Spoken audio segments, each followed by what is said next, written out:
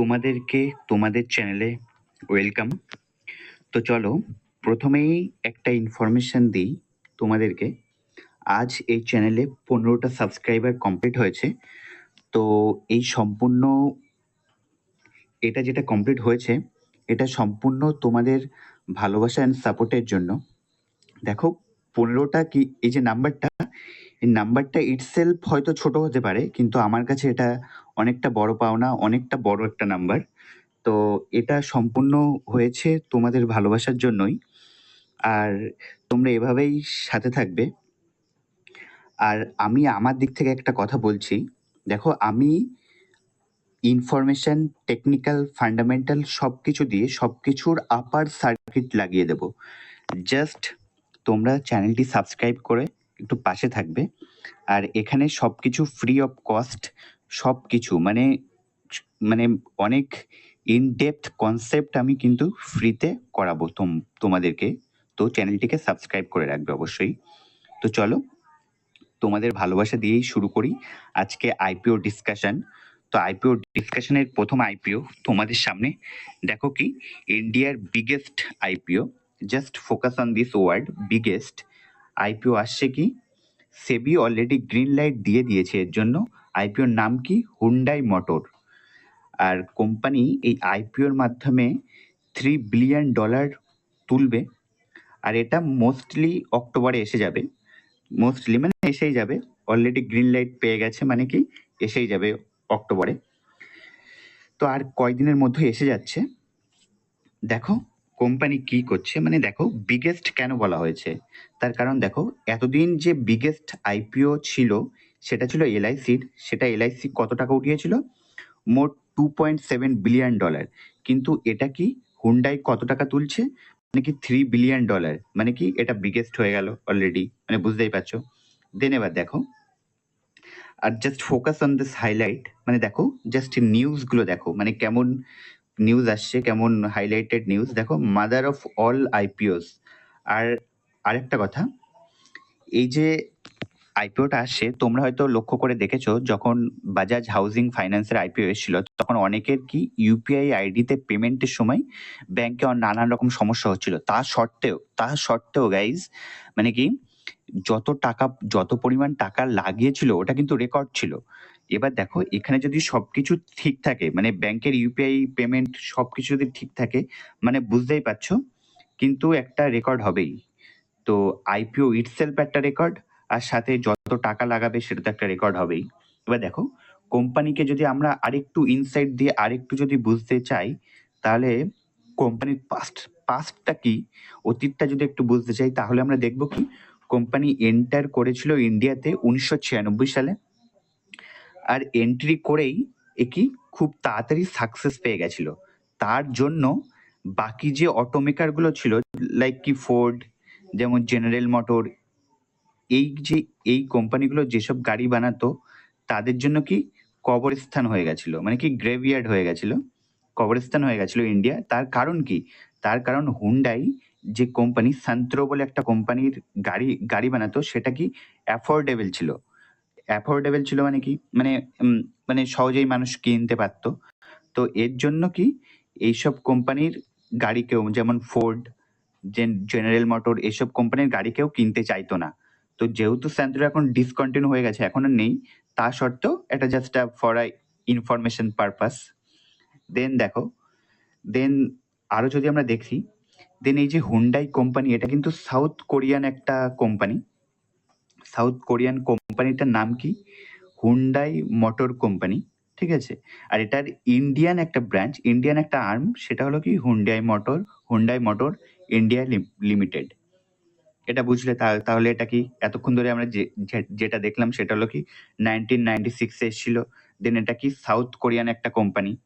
দেন দেখো এটা কি, এটা কিন্তু সব রেকর্ড ব্রেক করবে, এটা সব রেকর্ড ব্রেক করবে। তার কারণ দেখলোই যে সব থেকে বড় আইপিও, আর সাথে যদি সবার ইউপিআই ঠিকঠাক করে কাজ করে, মানে তো রেকর্ড ব্রেক হতে চলেছে। দেন দেখো আরো দেখো, আমরা যদি কোম্পানির আরো ইন ডেপথে যাই তাহলে দেখবো কি হুন্ডাই কি, এই যে আইপিওটা আসছে, ইন্ডিয়ার সেকেন্ড বিগেস্ট কার মেকার ইন্ডিয়ার। আর ফার্স্ট হচ্ছে মারুতি সুজুকি, এ মানে সব থেকে বেশি কার বানায়। দেন সেকেন্ড নম্বরে কে আছে? হুন্ডাই। তো হুন্ডাইয়ের IPO already Maruti Suzuki Indian মার্কেটে লিস্ট আছে, আর এটা কি যেটা সেকেন্ড নম্বরে সেটা কি লিস্ট হতে চলেছে। এবার দেখো এই যে লিস্ট হবে, লিস্ট হওয়ার সময় ভ্যালুয়েশন কত? $18 বিলিয়ন। মানে কি সিম্পলি আমরা যদি ইন্ডিয়ান রুপিতে কনভার্ট করি তাহলে কি 1.5 লাখ crore, মানে কি একটা লার্জ ক্যাপ কোম্পানি হিসেবে আসছে। আসার পর তো সেটা যখন লিস্ট হবে তখন তো আরো বাড়বে, এই মার্কেট ক্যাপটা অলওয়েজ মানে বাড়বে তখন, কিন্তু মানে বর্তমানে 1.5 লাখ ক্রোরে আসছে।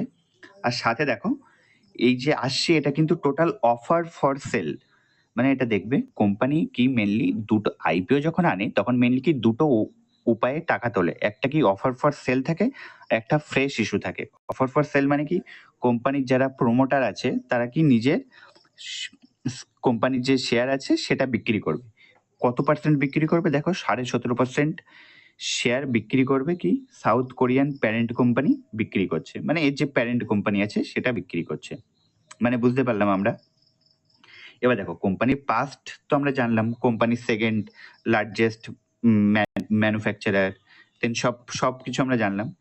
দেখো এবার আইপিও আনার মেন উদ্দেশ্যটা কি, কেন আনছে, হোয়াই যদি আমরা জানতে চাই তার মানে তাহলে আমরা দেখতে পাবো হুন্ডাই যে কোম্পানি সেটা কি ইনভেস্টারকে একটা অপরচুনিটি, একটা সুযোগ দিতে চাইছে।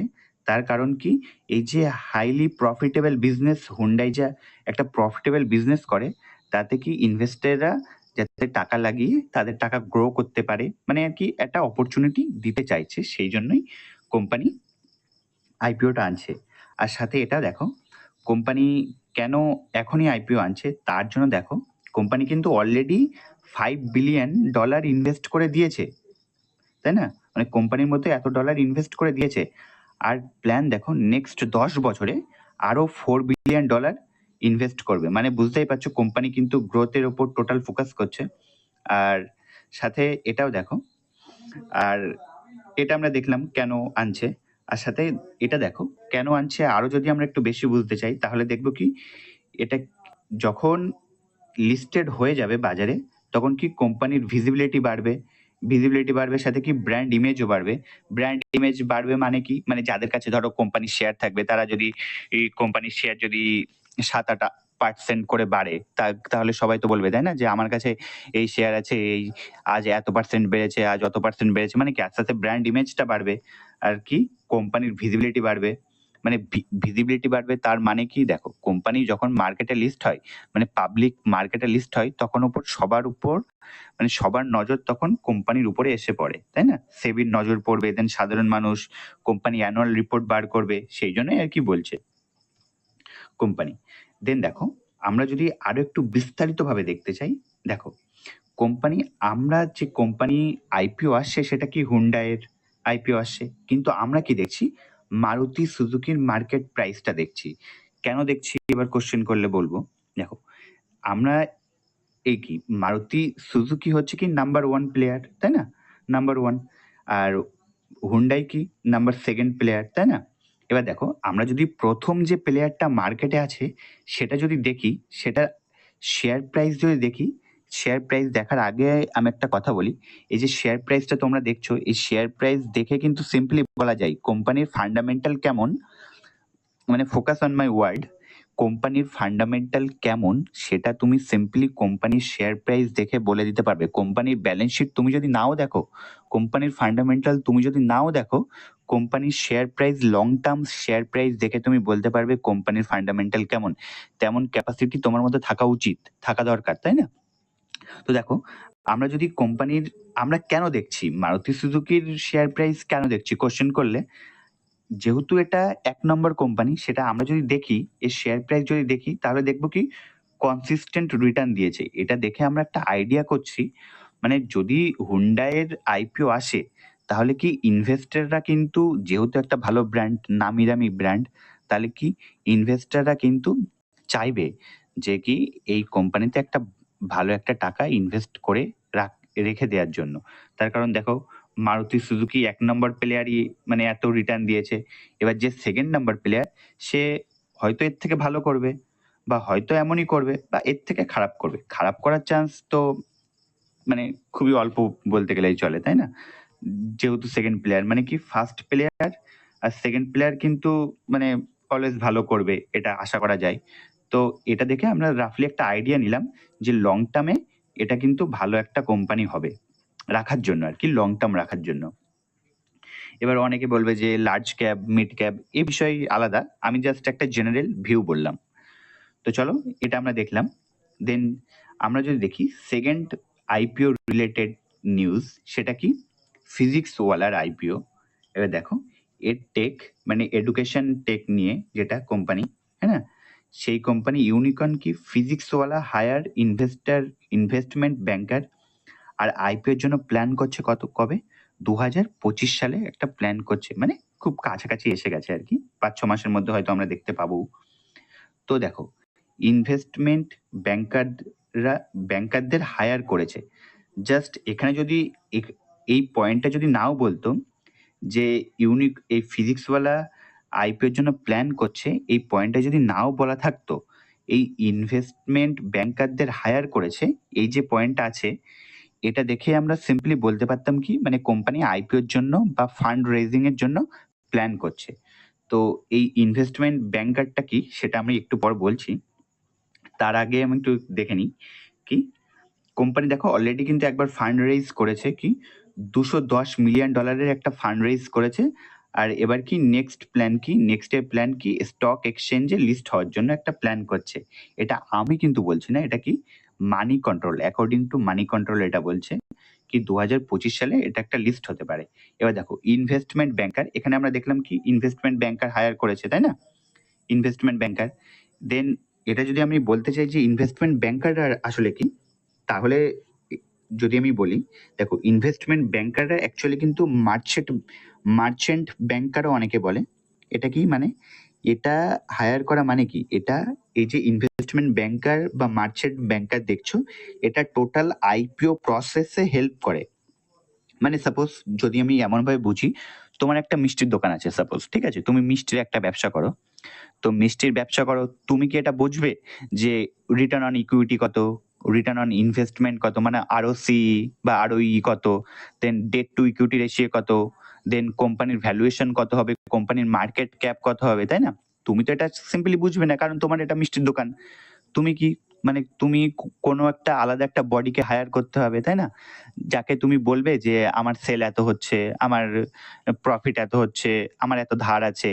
তারা দেখে বলবে যে তোমার আচ্ছা তোমার এত ধার আছে মানে তোমার ডেট টু ইকুইটি রেশিও এত হবে, ওয়ান পয়েন্ট সামথিং হবে। আচ্ছা তুমি এত টাকা ইনকাম করছো মানে তোমার রিটার্ন অন ইনভেস্টমেন্ট এত হবে। আচ্ছা তোমার এত এত সেল হচ্ছে এত কিছু মানে তোমার মার্কেট ক্যাপ এত হবে। তো এইসব দেখার কাজ করছে কে? Investment banker. এদেরকে ফিজিক্সওয়ালা হায়ার করেছে, মানে বুঝতে পারছো আইপিওর জন্য হায়ার করেছে, তাই না? এবার এই ইনভেস্টমেন্ট ব্যাংকার একটা ডিআরএইচপি ফাইল করবে, মানে ডিআরএইচপি বানাবে, একটা সিম্পল একটা প্রসপেক্টাস বানাবে, তাতে লেখা থাকবে কি কোম্পানির কোনো লিগাল কোনো কিছু, মানে কোম্পানির কোনো নামে কোনো কেস আছে কিনা, কোম্পানির মার্কেট ক্যাপিটালাইজেশন কত হবে, কোম্পানির ডেট টু ইকুইটি রেশিও কত, কোম্পানির ফিনান্সিয়াল হেলথ কেমন, তাই না? কোম্পানি প্রফিট করছে নাকি লসে আছে, কোম্পানির সেল কতটা, রেভিনিউ কতটা, জাস্ট সিম্পলি। এবার তাহলে বুঝলে ইনভেস্টমেন্ট ব্যাংক। দেন সেকেন্ড একটা পয়েন্ট দেখো, তোমরা কিন্তু ফিজিক্সওয়ালার ফ্যান ফলোয়ার জানো, অ্যান্ড মানুষটাও খুব ভালো, সো সেহেতু কিন্তু মানে বুঝতেই পারছো আইপিওর যখন নিউজ আসবে বা আইপিও যখন মানে যখন অ্যাকচুয়ালি ফাইল হবে, তখন কিন্তু মানুষের মধ্যে একটা ক্রেজ, একটা পাগলপন কিন্তু থাকবেই। তো এই ভিডিওতে মানে জাস্ট এটা একটা পার্ট 1 ভিডিও, ঠিক আছে? পার্ট 2 ভিডিও আসবে জাস্ট একটু পরেই। এই ভিডিও আপলোড হওয়ার পরে পার্ট 2 আসবে, কারণ এখনও 3 থেকে 4টে খুব ভালো ভালো আইপিও নিয়ে ডিসকাস করার আছে।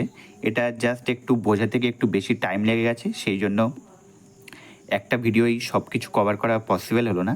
নেক্সট এর পরেই আরেকটা ভিডিও আসবে যেটা পার্ট 2, সেটা দেখতে কিন্তু অবশ্যই ভুলবে না, আর চ্যানেলটি সাবস্ক্রাইব করবে। তাহলে দেখা হচ্ছে কি পরের ভিডিওতে। Till then take care.